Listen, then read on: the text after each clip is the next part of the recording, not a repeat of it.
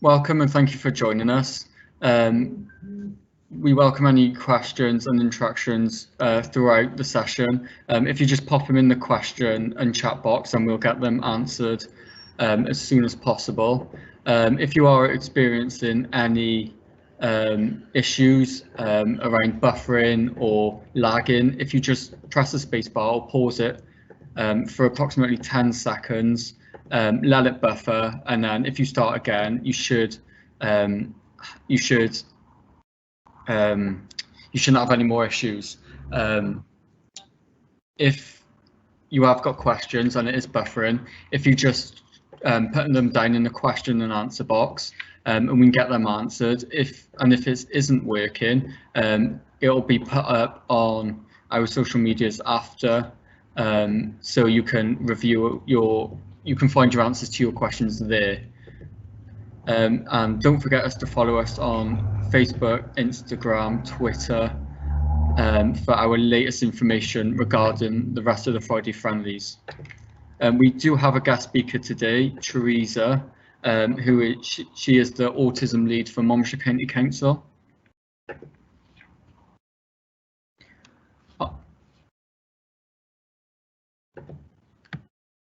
Don't forget, you're also joined by me, yours truly, Charlie Jade Atkins. You lucky thing. Oh, hi, Theresa, you're on the live. Do you want to tell our guests who you are and what you do? Hi, it's an absolute pleasure to join you this afternoon. Thank you very much for your invitation. That's absolutely awesome. My name's Theresa, and as Darren said, I'm the autism lead for Monmouthshire County Council, and I work generally with lots and lots of organisations to help them to become better aware and to understand about people with autism. So I have a fabulous job. Yeah, and that's me. Welcome. So let's get straight into it. I think that we do have a video to show first of all, don't we? I think we discussed showing the first. Have you got that on your computer, Darren? Is that something you can share with us? We've got a little bit of an explanation video. It's better coming from young people with autism always. And it's an explanation video, so we'll just play this.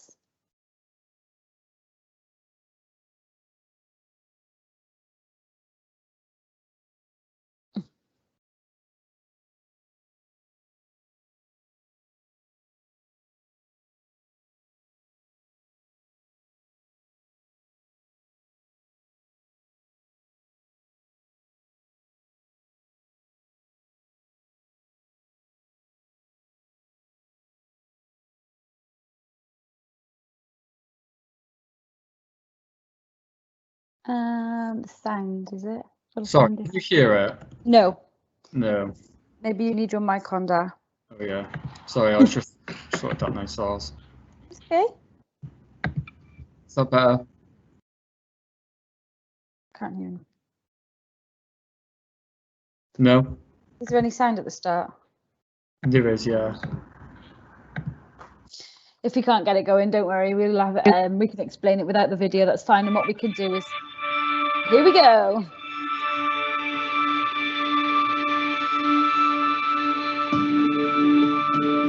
Autism is quite difficult to define, but for me, being autistic, the biggest aspect of that is that I think in different ways to other people, and I see the world in a different way to other people as well. So autism is a different way of processing information. My brain processes things differently to other people. It's a bit like having a different operating system in a computer. It processes social information differently, it communicates differently, my natural methods of communication are different. It even comes up with ideas differently to other people. It's not better or worse than a non-autistic brain, it's just different. Autism is a lifelong neurodevelopmental condition. It occurs in 1 out of 100 people, and males are far more likely than females to receive a diagnosis. Autistic people get their diagnosis due to difficulties in 2 areas: social communication difficulties and repetitive patterns of thought and behaviour. However, if you talk to autistic people themselves about the way they feel, they are far more likely to describe their sensory experiences.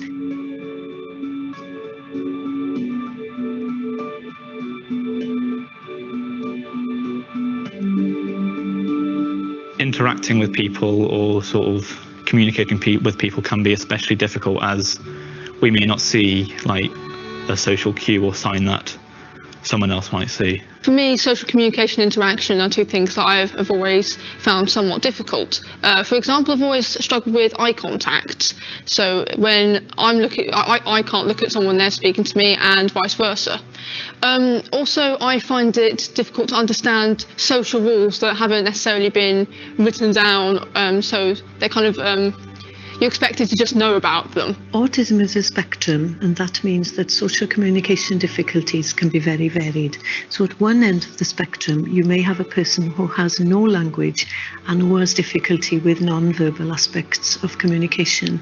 And on the other hand, you may have someone who is very skilled in their use of language, but has difficulty with the pragmatic, the social aspects of language, such as use of jokes and metaphor and so on. And they may have a very literal understanding of language. So social communication for autistic people, their natural response is different to non-autistics. They tend to prefer sharing information rather than doing the small talk. A friend of mine came up with a really good analogy for small talk to explain why it's so hard for autistic people. If you imagine a world where everyone loves maths except you, if you're going through your day-to-day life and everyone's asking you maths questions all the time and you can't work out the right answers, that's going to feel really difficult for you and really awkward. And it also explains why one-to-one conversations for autistic people can be a lot more effective and easily understandable. If you imagine you've got 3 different people asking you maths questions at the same time, you're not going to be able to understand any of those and answer them sensibly. So it's much better to be in a one-to-one situation for autistic people, and also to talk about their special interests and the things and share information rather than do that small talk that's so difficult. Whilst I suppose my parents can vouch for the fact that I have a good sense of humour, I'm often the last person to guess if someone's being sarcastic, or the last person to get a joke. Autistic people sometimes have difficulty with imagination and difficulty predicting what's happening next in their lives. So having patterns and routines helps them to predict what's happening next. So patterns and routines are really important for lots of reasons, partly because they're soothing and we find them comforting to stay with the things that we know. But one of the reasons that I use patterns and routines is because my executive function is so poor. So my management of what I'm doing is so poor. If I get up in the morning and I think, what am I going to do today? My internal manager gives me all these options and I don't know what to choose from. Therefore, if I have a routine instead, it means I can shut that off and I can rely on my pattern thinking instead. So instead of getting up and going, do I brush my teeth? Do I have my coffee? Do I eat something? I have a routine. If I get up and I have coffee, I brush my teeth, I wash, I get dressed, I go down. I have a really strict routine of everything I do. But that can mean if I don't have my coffee in the morning, it can throw everything off and I don't know where to go. So routines can be really good for building in constructive structure to my life. Autism is often associated with anxiety. And again, having patterns and routines helps to control this anxiety. Patterns and routines have always been incredibly important to me. In particular, I like having a timetable to follow, and when this is changed at the last minute or unexpectedly, for example, with my university timetable, that can throw me off course, and that can completely mess up my whole day, really. Patterns and routines are important to me because they help me sort of make a plan for the day. So if I'm planning on, like, if I've got like a day of like college or something, then I can actually pick at specific points and sort of plan ahead. So I can, in the moment, I can actually be a lot more at ease and like enjoy myself a bit more. I like being on time for things, and I like even being early for things, but when somebody else is too early or too late for something, that can also throw me off course. An autistic person's sensory experiences can be more or less intense than a neurotypical person. So they may hear noises really loudly, or they may not hear that noise at all. Sometimes they say that noises hurt their ears. So the sensory world for an autistic person can be very different, again, to a non-autistic person's. We tend to feel things either very, very strongly or much less, and that can vary day to day as well. So, for example, as a child, I would quite happily go outside in the snow in a t-shirt. I have real problems with sound, with certain everyday sounds like pound coins clinking or cutlery on plates. Those sounds are incredibly painful for me. But at the same time, I get a lot of sensory pleasure from what my body can give me. Everything is heightened, so I can use pleasant sensory input through stimming and movement to overcome that unpleasant sensory information, to keep on top of it and to help keep me balanced. I also find things like bright lights quite disorientating, as for me, I'm quite photophobic, so bright lights are always 10 times brighter to me, and also loud noises, but I'm okay with loud noises on my own terms. I quite like listening to loud music, but if it's an unexpected loud noise, such as the Hoover randomly turning on, then that can be quite difficult for me. What's different about an autistic person's sensory experience is that we sort of feel things a bit differently. So, like, if we hear a loud noise, that might make us quite uneasy, while it might not affect another person, or sort of like certain like feelings or tastes or whatever that can sort of really affect us in a positive and negative way a lot more than it would a typical person. And think about meltdowns. Imagine yourself in a room full of people with lots of noise, bright lights, funny smells, lots of sounds. That may be the time when an autistic person experiences a meltdown. A meltdown is not a tantrum. A meltdown is what happens to an autistic person when they experience sensory overload. I suppose the best analogy I can think of for sensory overload would be akin to a bottle of fizzy pop. So, for example, if there's a loud noise, then you shake the bottle of pop once, and if there's a bright light that's bothering me, then you'd shake the bottle twice. And if I'm also wearing clothing that's particularly uncomfortable, I shake it 3 times, and I suppose over time, more and more things build up, and eventually the lid comes off and the whole thing just kind of explodes. The most important thing I've learnt about autism is the equation autism plus environment equals outcome. So when there's a problem for autistic people, you always want to look at the environment and see what it is that's triggering that. Autism on its own is not the issue. The difference between a happy autistic person and an unhappy autistic person can always be found in the environment, whether it's sensory difficulties or unexpected change. You always want to look at the environment to see where the problem lies. My greatest issues don't really stem from the fact that I have some difficulties with social communication or that I have sensory issues. For me, my greatest issue is that more often than not, people tend not to be very understanding of what it is like to be autistic. If people were more understanding of autistic people, the way we see things, the way that we learn, then the world would be a far better place, not just for autistic people, but for everyone, because understanding is so important.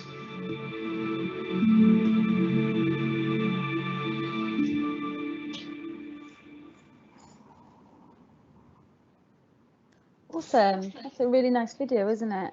I'm going to go straight into speaking to Theresa then about autism, and I know that you've told me previously that we were going to talk about your personal experience, so I think that'd be a nice place to start, wouldn't it? Fabulous, yeah. Thanks, Jade. Yeah, absolutely.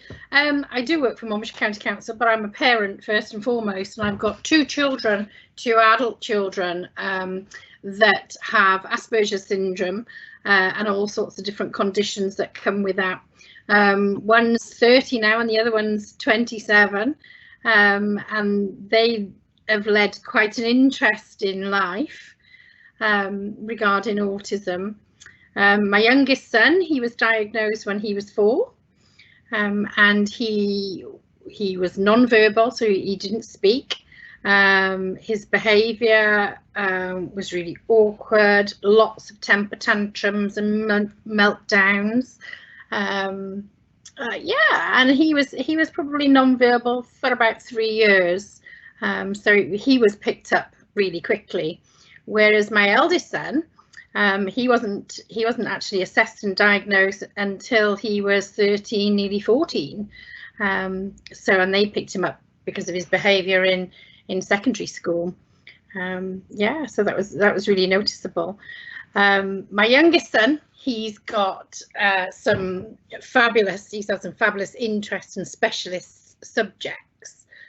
He used to be a witch when he was little, and he used to go playing in the schoolyard with his support worker as a little witch, and he was a witch for quite some time, probably about four, maybe 5 years actually. He was a little witch, and that was rather cute. Wouldn't be a wizard, gotta be a witch. And then his next interest then became making things. So he used to be very creative and make lots of things. So out of his bunk bed, he made a whole ice cream van, and it was absolutely covered. It was absolutely awesome. He used to sell little ice creams and things out of his ice cream van. We had, loads of fun, in fairness.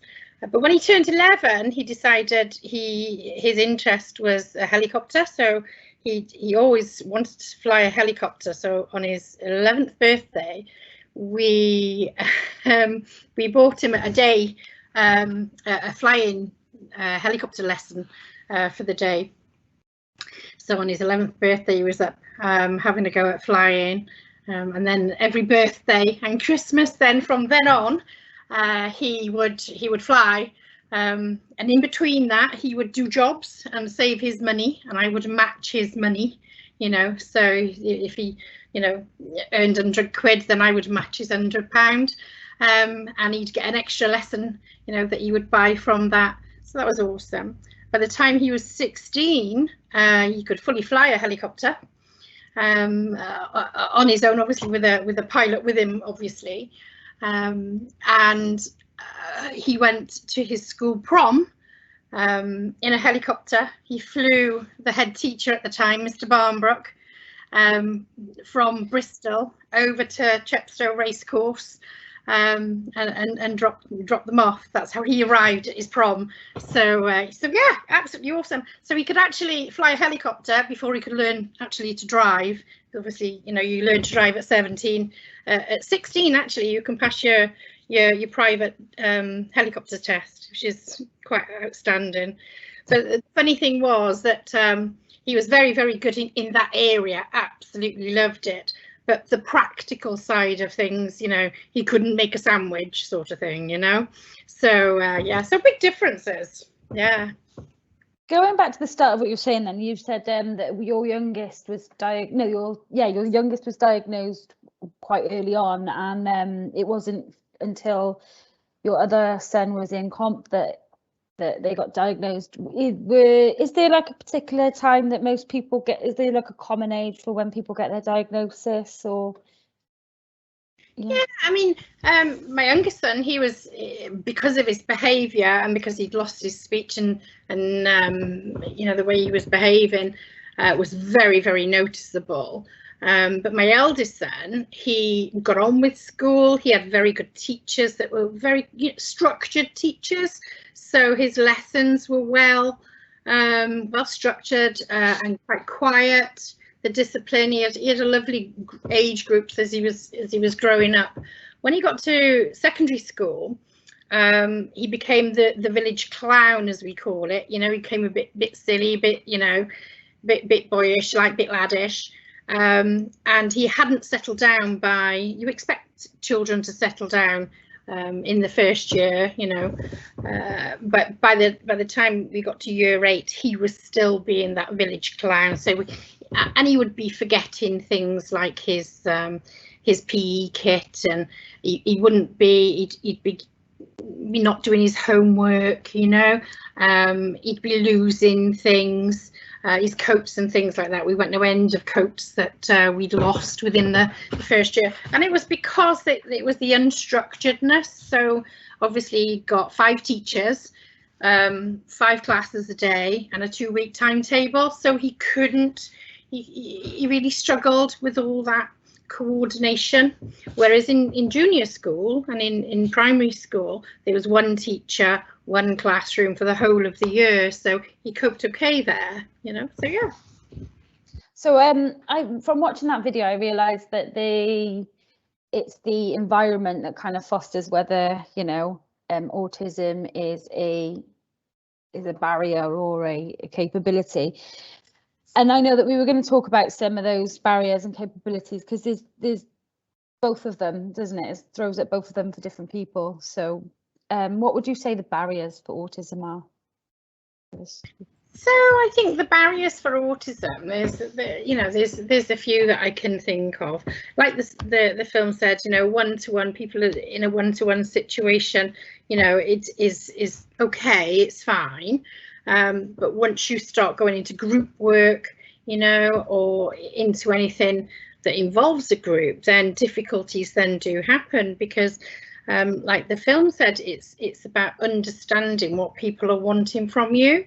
And if you're only talking maths and you don't understand maths, then you're not going to get it, and you become then more frustrated, basically, you know. So I think, you know, another barrier to people with autism is nerves and being anxious, you know, especially in girls, actually, especially in girls. Girls tend to become very, very anxious about going out and doing things, and that can be a real barrier, obviously, you know, to that.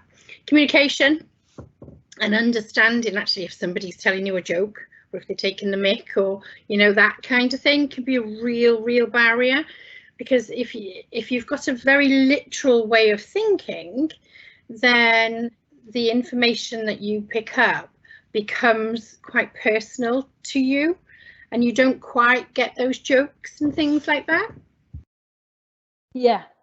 How do you think we could support people with autism? So from peer to peer, youth worker to young person, or parent to child? How do you think is the best ways to support? I think the very best way to support somebody is actually finding out what they enjoy, and what their special interest is. You know, lots of people with autism do have a particular interest that is more than most. So it's an interest that they become really good at and extremely knowledgeable about. And people with autism, they want friends. Yeah, they really do want friends. But because they have difficulties in social language and using that and understanding other people, etc., they find it difficult to maintain that friendship. So I think, you know, if you're gonna help somebody with autism, I think the best thing to do is find out what they really enjoy, you know. Talk to them about what they really enjoy, you know, and try to help them in social situations.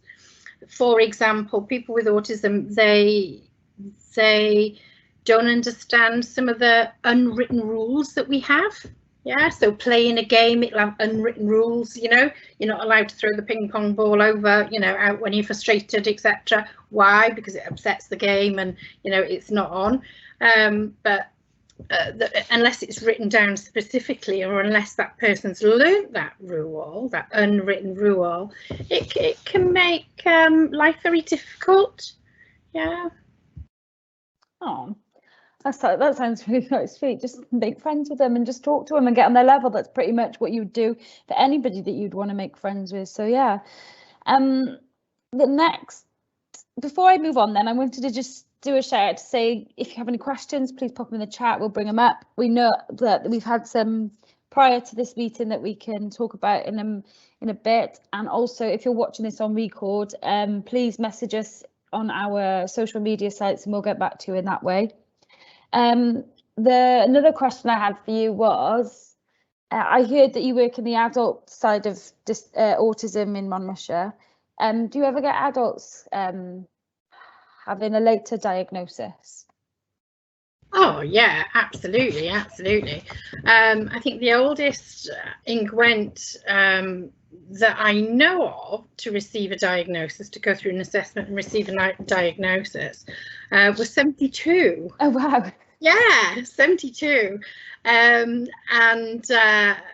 you know, he really appreciated actually and understood actually, you know, lots of things about his, you know, characteristics, what he was doing, what his personality was, you know, what his likes and dislikes were. Got a family, got children, grandchildren, you know, super life. And he was, interestingly enough, he was a professor at a university, so extremely clever, you know, fabulous person. Yeah, so 72 is kind of the oldest that we know of. Lots of adults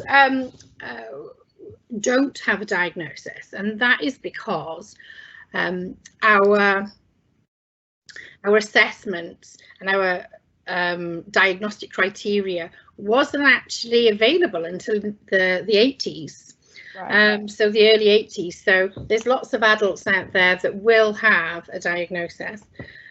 Typically in young people, once they get to secondary school, a bit like my second son, yeah, when they don't settle down and their behaviours become very noticeable because they've left, you know, their kit behind, you know, they're doing things that are getting them into trouble because of literal language.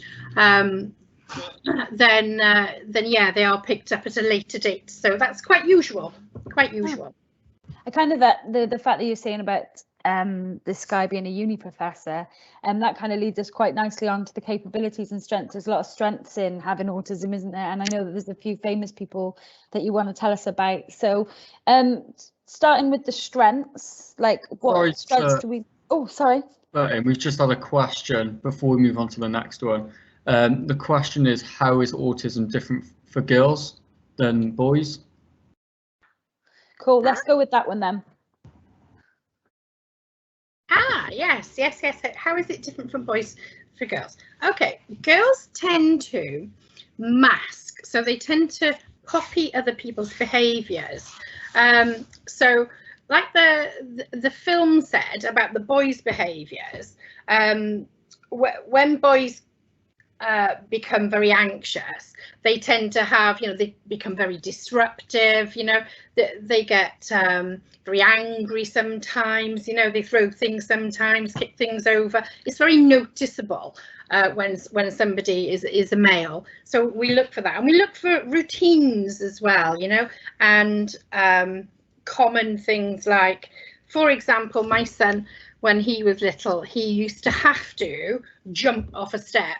Yeah, so I had a front door, and we used to come out my front door, and he always used to have to jump off it in a certain way. Now, if he didn't jump off it in a certain way, he'd have to get back onto the step and jump off it again. We couldn't move forward until he jumped off it correctly.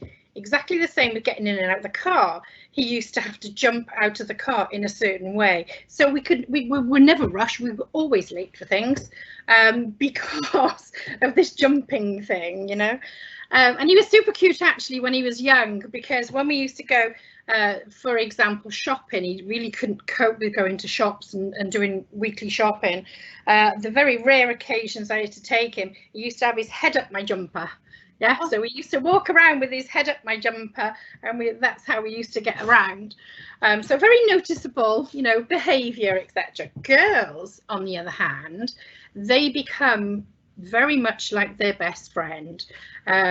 So their behaviour will become very, very copied. It's a copycat behaviour, and it's really, really difficult to pretend you're being somebody else.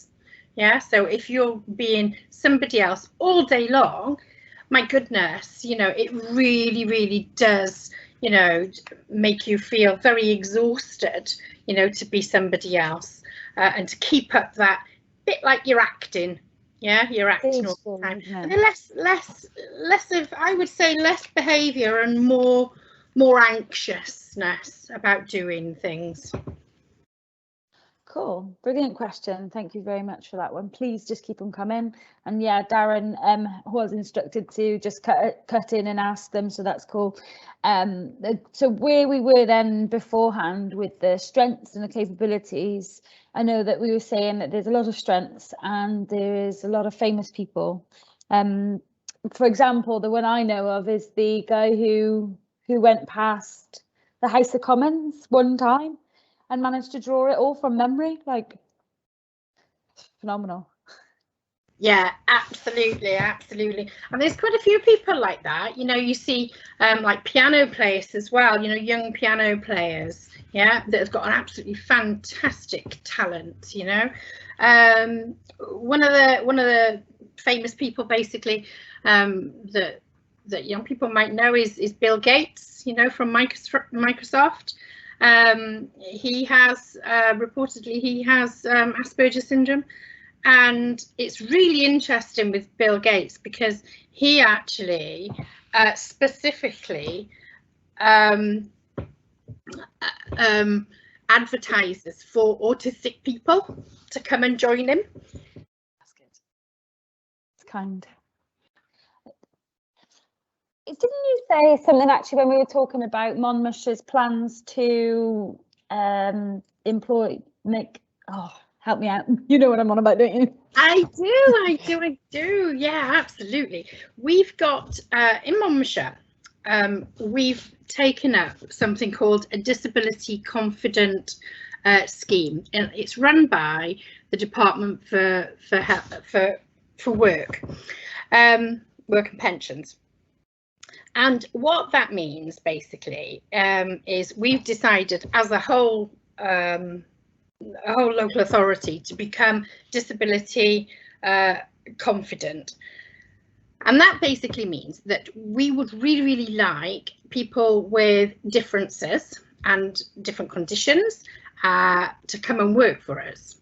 Okay, so we want to try and encourage people with any sort of condition or disability, etc., to come in and work for us. And we also want to support, you know, people within the authority that do have conditions an awful lot better. So we're working with our employment teams regarding this scheme. It's probably going to take, I don't know, a good 3 years to be able to become and call ourselves a disability confident employer. But we're at the moment we're talking with HR and we're talking with the job people who do the jobs, etc., and recruitment agencies about changing our forms, changing our interview processes, you know, so that they are more disability or condition friendly. Yeah, so that's quite exciting actually. Yeah, and we're going to get some young people to come in and try, you know, to apply for jobs if they fancy some jobs, and we'll look through the process with them, you know. Yeah, we'll trial it out. So we don't want to just be talking about it, we actually want to be doing. That's good. That's lovely. One of our questions, I'm going to jump about a bit, I know it's my style. Jade, I've had another question come in. Cool, go for it. Is there any overlap with other conditions such as ADHD, dyslexia, etc.? Yeah, great question. Absolutely great question. Yes, most definitely. And we're finding that people with autism may have epilepsy, very typically ADHD, OCD and those kind of conditions, dyslexia, dyspraxia, all of these, and I think they're under an umbrella basically. So there's lots of differences out there. Quite a few people that are visually impaired have autism as well. We're picking people up through there. Quite a few people that we know have learning disability. That's very common as well. So yeah, there is kind of an interlink between people. Yeah, between. Cool. So the next question came from our online. We've been doing an Instagram this week of different facts and videos on autism, and one of the questions that came was what are some of the hardest misconceptions of autism? Now I know through talking on the pre-meeting that we weren't quite sure of the question, however The young person who wrote that question in isn't on the live until later. They're watching it on replay, so we'll answer it, but I don't think we can ask what they meant by the question. So, what are the hardest misconceptions of autism? Very good, very good. I think probably the most obvious one is that, you know, people are being naughty, you know, they're being bad behaved, rather than actually having a meltdown or, you know, understanding why that person is behaving as such, or they're being awkward or rude. That's a really, really big misconception as well. If you think about it,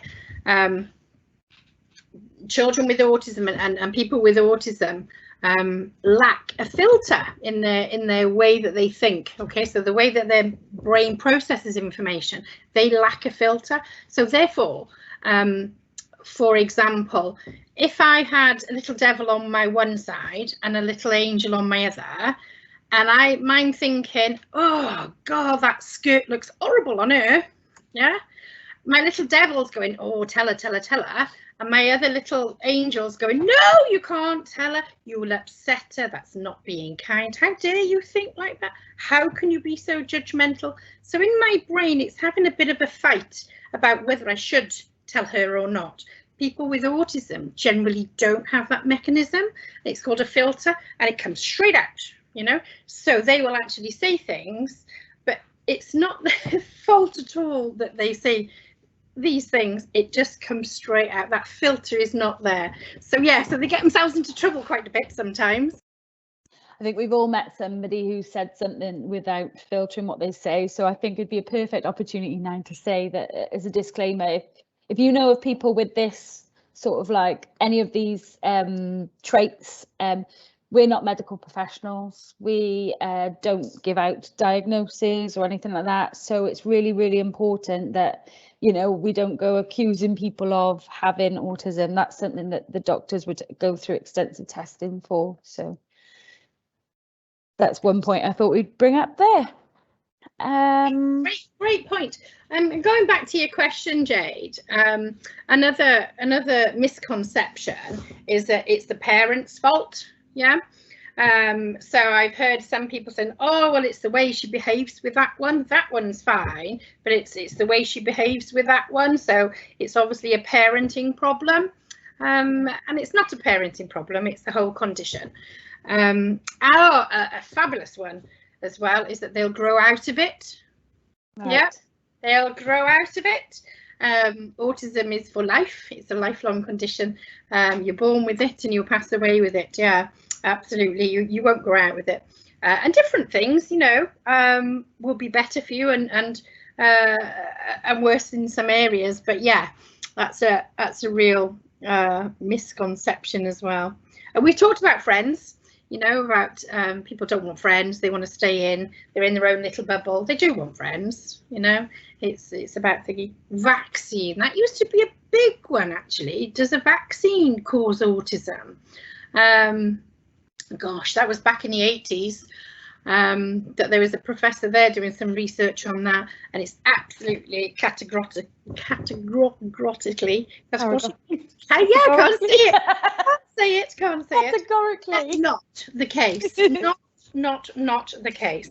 There's not a cause for autism. We haven't got a cause for autism yet. So, and the day we do, you'll hear me sing it from the, you know, from the hilltops. That's for sure.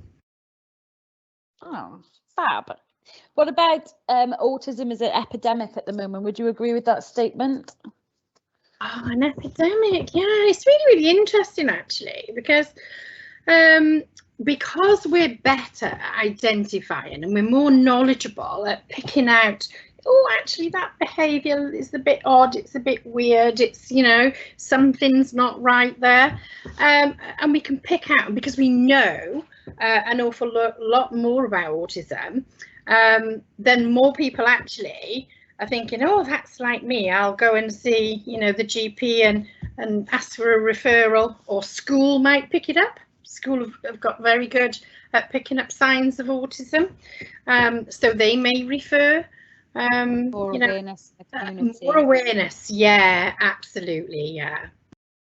We got a question around the terminology. The question is, do you say, sorry, this is a car bike going past. Just to look. The question is, do you say autistic people or people with autism? Great question. Great question.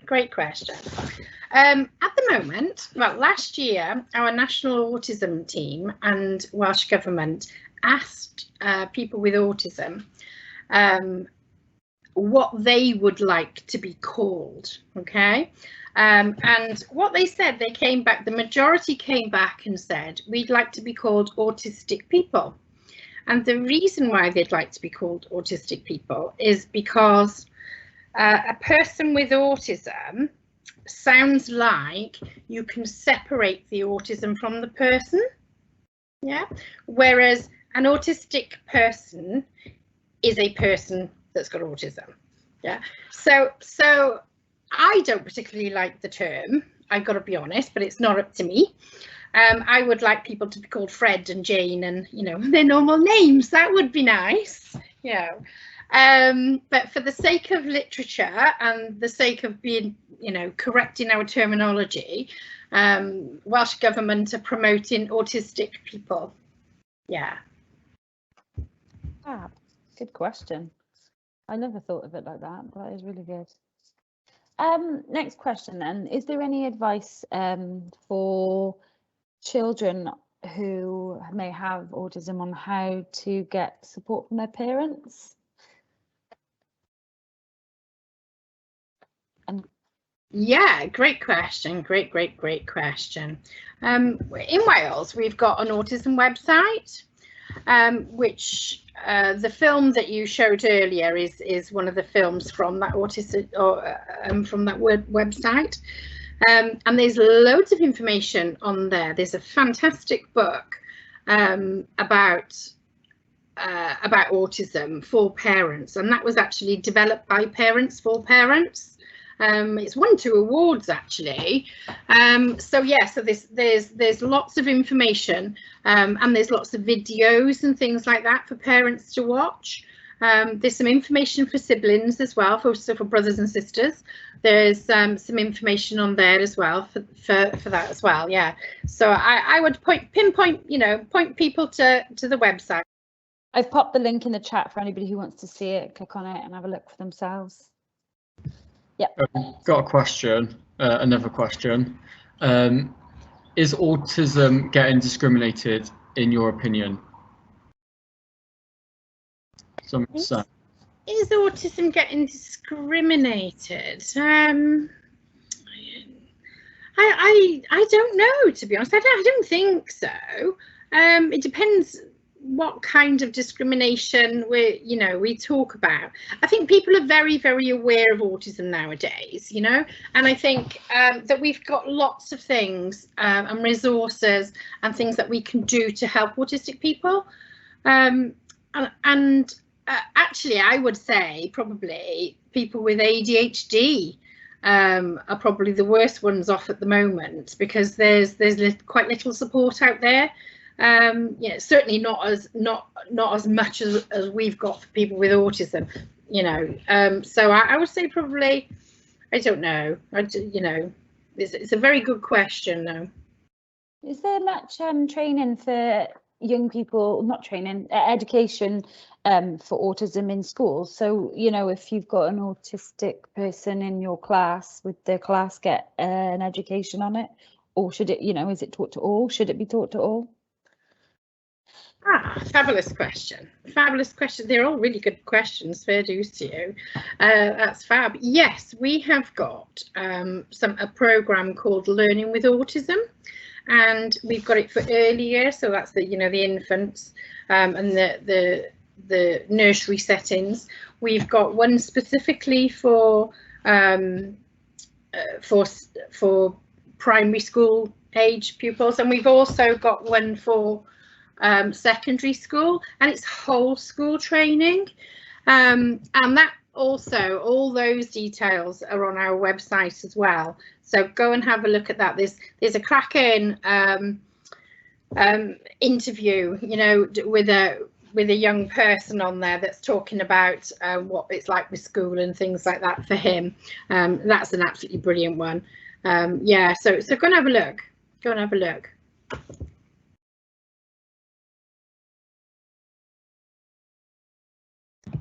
Jade, you're muted. Damn, nearly got through the whole thing without doing that. So I was going to say, I've popped the link into the chat. If we've got 15 minutes left, so if anybody has any questions, now's the time to ask them, because it'll take time to answer them. And also remember, if you're watching on the recording, please feel free to message our inboxes and we will get back to you digitally. So next up then. Oh, and while I'm on one, actually, I'm going to put into the chat box our link tree, which is where we usually share all of our like links and sites and that sort of thing. So there we go. Our link tree will be a great way to stay in touch if you want any support.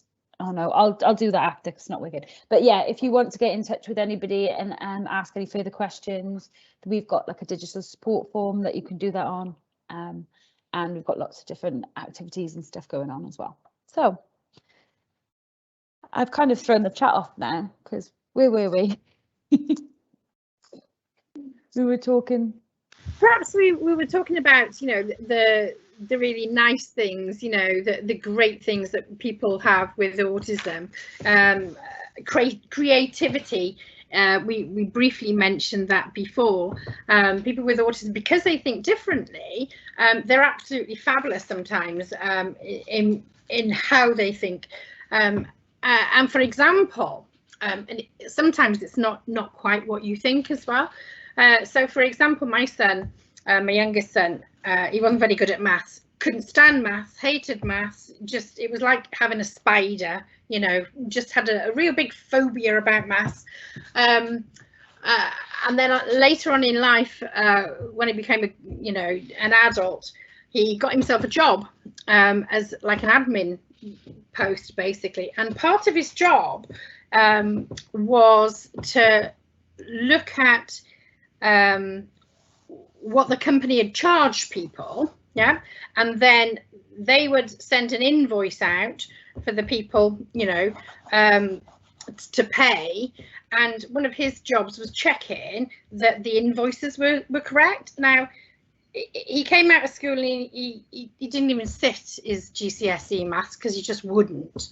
But he was absolutely phenomenal at picking up the differences between numbers, etc., between what was supposed to have been sent and what they've actually paid, and they absolutely adored him doing that. You know, he became really you know, confident with doing it, and they absolutely loved him. And that prompted him to go back to education and sit his GCSE maths, which 2 years ago he passed. So so that was quite awesome, really. Yeah.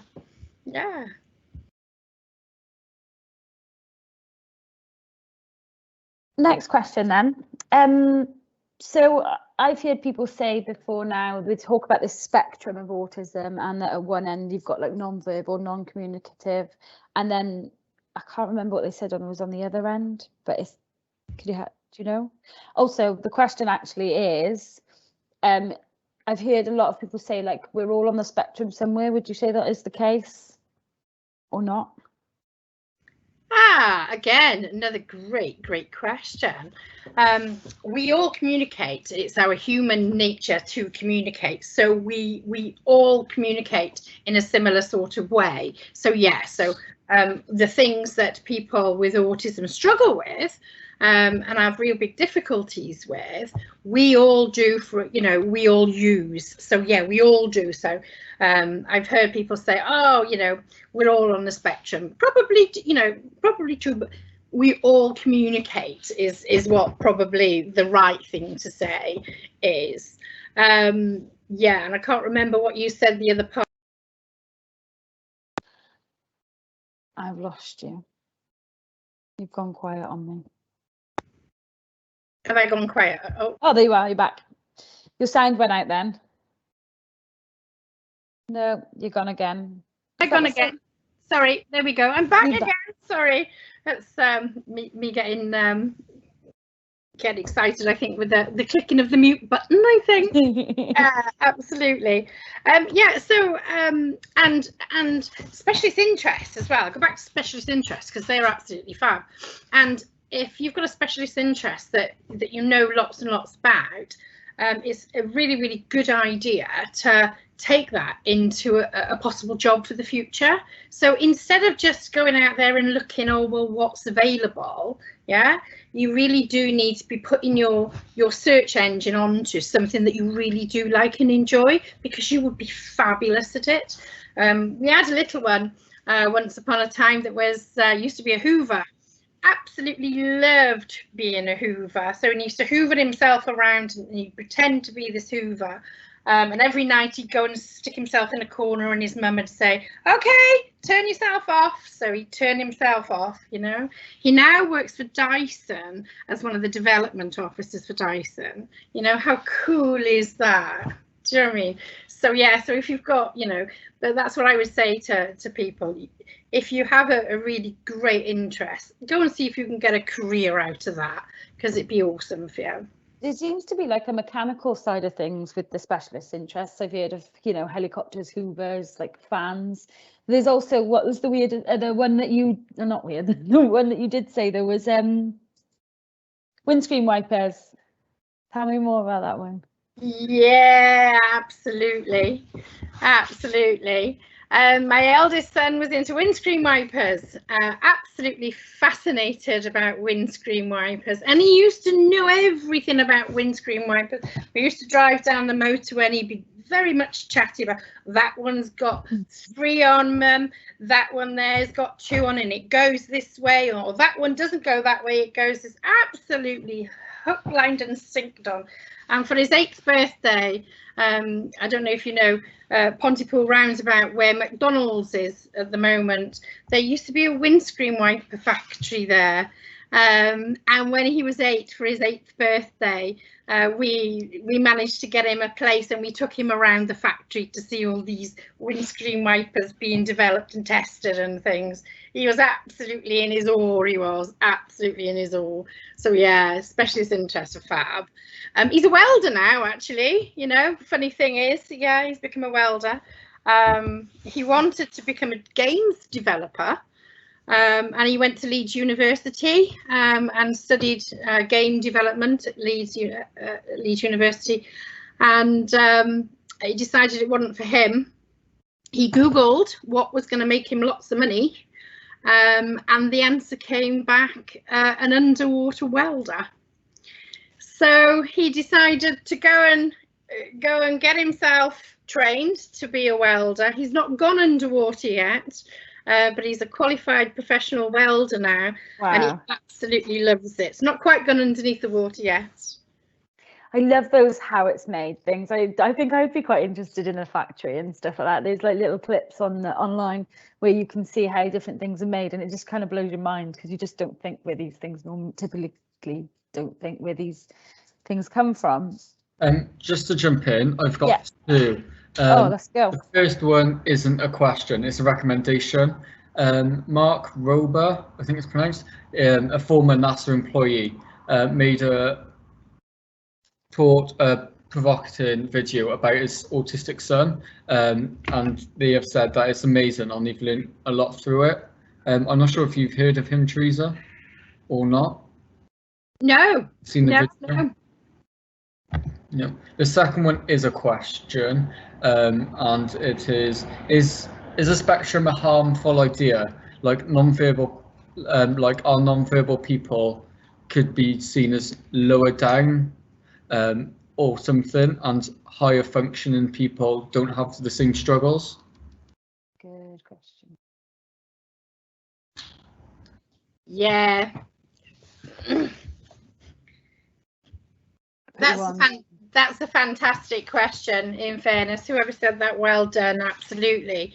It's really interesting, actually, because people that tend to be non-verbal, can also be extremely intelligent, intellectually wise as well. So it doesn't necessarily go that if you're non-verbal, your IQ, you know, is under a certain kind of thing. It is true to say that people with classic autism, that's those will have an IQ of under 70. People with Asperger's syndrome generally have an IQ of 85 and more, etc. So there is that kind of weighing scale thing. But it's interesting because I've got a friend of mine and she's got 2 sons, and one has got classic autism and the other one has got Asperger's syndrome. And I remember she was telling me that her son with classic autism actually was doing really, really well and certainly less stressed and better supported than the person, you know, her son with Asperger's syndrome that actually went to mainstream school, that struggled with all the social stuff that you need in a mainstream school. So, you know, it is a very big weighing scale there. They have different difficulties, I would say. This chat has been really informative. I've really enjoyed it, and I think we've got a lot to take away from this. I think we could do with putting some more of our information online and kind of getting that engagement in terms of asking questions and getting more people talking about it. So hopefully that'll be something that we get around to putting these short clips up on our social media. At this point, I want to say thank you for those who've joined us today. It's been great. I've really enjoyed speaking to you, Theresa. I'm kind of gonna wrap it up now with what we've got going on. So we've got and we've still got a couple of minutes for questions if they want to come in, but to wrap up, we've got our link trees being posted in the chat bar. So again, like I said before, like have a look at it, see what we've got going on, come and join us on the next Friday Friendly. I know that we are going to be spreading out our Friday Friendlies now to every month, I think, in order to get us more time to prep for getting lots of information out there to begin with. But yeah, I really enjoyed having you on the chat. Thank you. Is there any other final points that you'd want to talk about before we sign off? We have still got 3 minutes, so it's fine. And thank you, as I say, for inviting me here, and I think it's been really, you know, fantastic questions. In fairness to you all, absolutely fantastic questions. And you know, and like you say, Jade, you know, if you do have any questions, you know, in the future, or if you're playing this back and you do want to ask something, please do get in touch, and I'll do my best to answer those questions. I think I would like to say actually that 20 years ago, people with autism, and you know, it was a very negative thing to have, you know, and to be assessed and to be diagnosed with autism. And I think the change nowadays, it's actually being recognised. It's just a different thing, you know, it's a different thing to have, and actually we should be celebrating differences, you know. And I think our attitudes are an awful lot more positive, you know, nowadays. Don't get me wrong, I think, you know, people still struggle, they still have issues, but I think the outcome for people and their wishes and, you know, wants are very much in a more positive manner nowadays, you know, and I certainly celebrate that. Thank you so much. Really enjoyed it. Is there anything that anybody else wants to say before we sign off? Was that Natasha giving us a wave, or is it just she's just saying hi? No, it's mostly just a hi. Brilliant. Okay. Well then, thank you for joining us, and we will leave it there. Excellent.